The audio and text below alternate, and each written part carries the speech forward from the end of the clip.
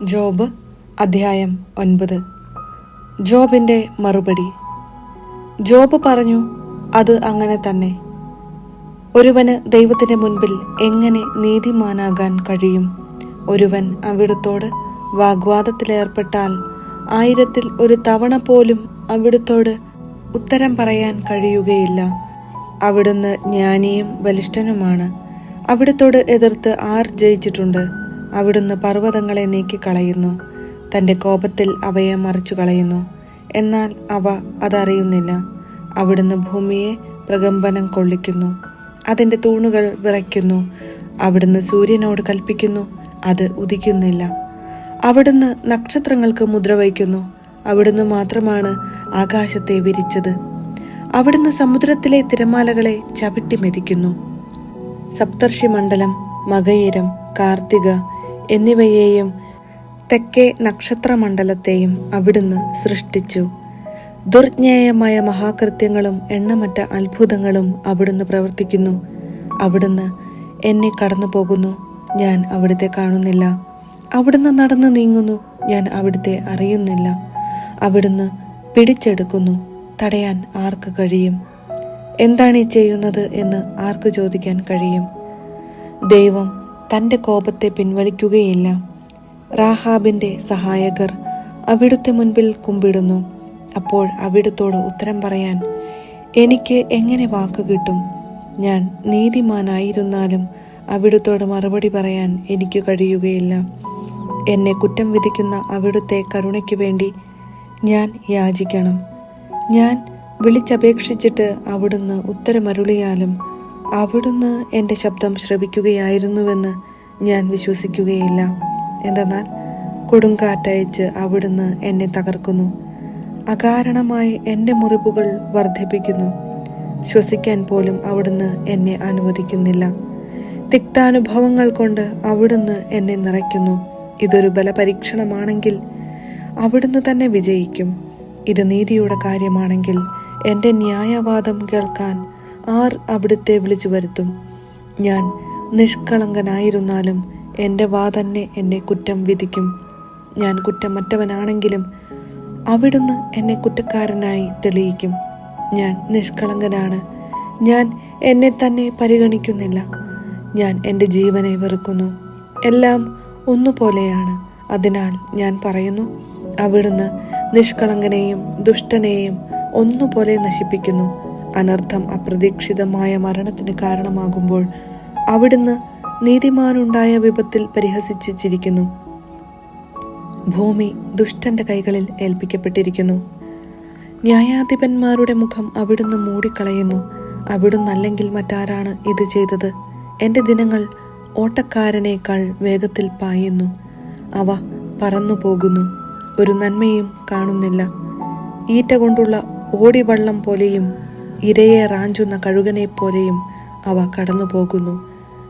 പരാതി മറന്ന് വിഷാദഭാവം അകറ്റി പ്രസന്നതയോടെ ഇരിക്കുമെന്ന് ഞാൻ പറഞ്ഞാൽ അങ്ങ് എന്നെ നിർദോഷനായി എണ്ണുകയില്ലെന്ന് അറിഞ്ഞ് ഞാൻ എൻ്റെ എല്ലാ ദുരിതങ്ങളെയും ഭയപ്പെടുന്നു. ഞാൻ കുറ്റക്കാരനായി വിധിക്കപ്പെടും. പിന്നെന്തിന് ഞാൻ നിഷ്ഫലമായി പ്രയത്നിക്കുന്നു?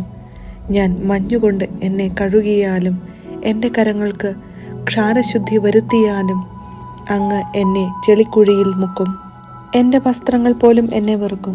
ഞാൻ അവിടുത്തോട് മറുപടി പറയേണ്ടതിനും ഒരുമിച്ച് ന്യായവിസ്താരത്തിന് വരുന്നതിനും അവിടുന്ന് എന്നെപ്പോലെ മനുഷ്യൻ അല്ലല്ലോ. നമ്മൾ ഇരുവരെയും നിയന്ത്രിക്കാൻ കെൽപ്പുള്ള ഒരു മധ്യസ്ഥൻ നമ്മൾക്കില്ലല്ലോ. അവിടുന്ന് ശിക്ഷാദണ്ഡ് എന്നിൽ നിന്ന് നീക്കിക്കളയട്ടെ. അവിടുത്തെക്കുറിച്ചുള്ള ഭീതി എന്നെ ഭയപ്പെടുത്താതിരിക്കട്ടെ. അപ്പോൾ അവിടുത്തെക്കുറിച്ചുള്ള ഭയം കൂടാതെ ഞാൻ സംസാരിക്കും. എന്നാൽ എൻ്റെ സ്ഥിതി അതല്ല. ജോബ് അധ്യായം 10. എൻ്റെ ജീവിതത്തെ ഞാൻ വെറുക്കുന്നു. എൻ്റെ പരാതികൾ ഞാൻ ഉച്ചത്തിൽ വിളിച്ചു പറയും. എൻ്റെ മനോവ്യഥയിൽ നിന്ന് ഞാൻ സംസാരിക്കും. എന്നെ കുറ്റം വിധിക്കരുതെന്നും എന്നെ എതിർക്കാൻ കാരണമെന്തെന്ന് അറിയിക്കണമെന്നും ഞാൻ ദൈവത്തോട് പറയും. അങ്ങയുടെ സൃഷ്ടികളെ പീഡിപ്പിക്കുന്നതും നിന്ദിക്കുന്നതും ദുഷ്ടന്റെ പദ്ധതികളെ അനുകൂലിക്കുന്നതും അങ്ങേക്ക് യോജിച്ചതാണോ? ഞാൻ നിഷ്കളങ്കനാണെന്നും അങ്ങയുടെ കരങ്ങളിൽ നിന്ന് എന്നെ രക്ഷിക്കാൻ ആരുമില്ലെന്നും അറിയുന്ന അങ്ങ് എൻ്റെ അനീതികളും പാപങ്ങളും അന്വേഷിച്ചു കണ്ടുപിടിക്കാൻ അങ്ങേക്ക് മനുഷ്യൻ നേത്രങ്ങളാണോ ഉള്ളത്? മനുഷ്യൻ കാണുന്നത് പോലെയാണോ അങ്ങ് ദർശിക്കുന്നത്? അങ്ങയുടെ ദിനങ്ങളും വർഷങ്ങളും മനുഷ്യൻ്റേതുപോലെയാണോ? അങ്ങയുടെ കരങ്ങൾ എനിക്ക് രൂപം നൽകി എന്നെ സൃഷ്ടിച്ചു. എന്നാൽ ഇപ്പോൾ അങ്ങ് എനിക്കെതിരെ തിരിഞ്ഞ് എന്നെ നശിപ്പിക്കുന്നു. കളിമണ്ണ് കൊണ്ടാണ് അങ്ങ് എന്നെ സൃഷ്ടിച്ചതെന്ന് അനുസ്മരിക്കണമേ. പൊടിയിലേക്കു തന്നെ അങ്ങ് എന്നെ തിരിച്ചയക്കുമോ? അങ്ങ് എന്നെ പാലുപോലെ പകർന്ന് തൈരുപോലെ ഉറകൂട്ടിയില്ലേ? അങ്ങ് ചർമ്മവും മാംസവും കൊണ്ട് എന്നെ ആവരണം ചെയ്തു. അസ്ഥിയും സ്നായുക്കളും കൊണ്ട് എന്നെ തുന്നിച്ചേർത്തു. അങ്ങ് എന്നിൽ ജീവനും ഗാഢമായ സ്നേഹവും നിക്ഷേപിച്ചു. അങ്ങയുടെ പരിപാലന എൻ്റെ ആത്മാവിനെ സംരക്ഷിച്ചു. എന്നിട്ടും ഇവയെല്ലാം അങ്ങ് ഹൃദയത്തിൽ മറച്ചു വച്ചിരുന്നു. അങ്ങയുടെ ഉദ്ദേശ്യം ഇതായിരുന്നു എന്ന് ഞാൻ മനസ്സിലാക്കുന്നു. ഞാൻ പാപം ചെയ്താൽ അങ്ങ് എന്നെ ശ്രദ്ധിക്കുന്നു. എൻ്റെ അതിക്രമങ്ങൾക്ക് എന്നെ ശിക്ഷിക്കാതെ വിടുന്നുമില്ല. ഞാൻ ദുഷ്ടനാണെങ്കിൽ എനിക്ക് ദുരിതം. ഞാൻ നീതിമാനാണെങ്കിൽ എനിക്ക് ശിരസ് ഉയർത്താൻ സാധിക്കുന്നില്ല. അവമാന ബോധത്തോടെ ഞാൻ എൻ്റെ പീഡകളെ കാണുന്നു. ഞാൻ ശിരസുയർത്തിയാൽ സിംഹത്തെ പോലെ അങ്ങ് എന്നെ വേട്ടയാടും. വീണ്ടും അങ്ങ് എനിക്കെതിരായി അത്ഭുതങ്ങൾ പ്രവർത്തിക്കും. എനിക്കെതിരെ അങ്ങ് പുതിയ സാക്ഷികളെ അവതരിപ്പിക്കും. എൻ്റെ നേർക്കുള്ള പീഡനങ്ങൾ അങ്ങ് വർദ്ധിപ്പിക്കും. പുതിയ സൈന്യനിരയെ അങ്ങ് എനിക്കെതിരെ അണിനിരത്തും. അമ്മയുടെ ഉദരത്തിൽ നിന്ന് എന്തിന് അങ്ങ് എന്നെ പുറത്തു കൊണ്ടുവന്നു?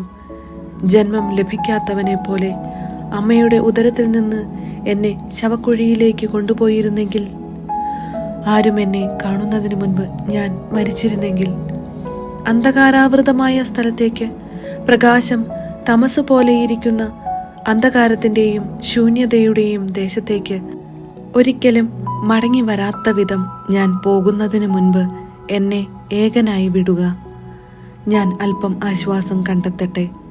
എൻ്റെ ജീവിതകാലം ഹ്രസ്വമല്ലേ?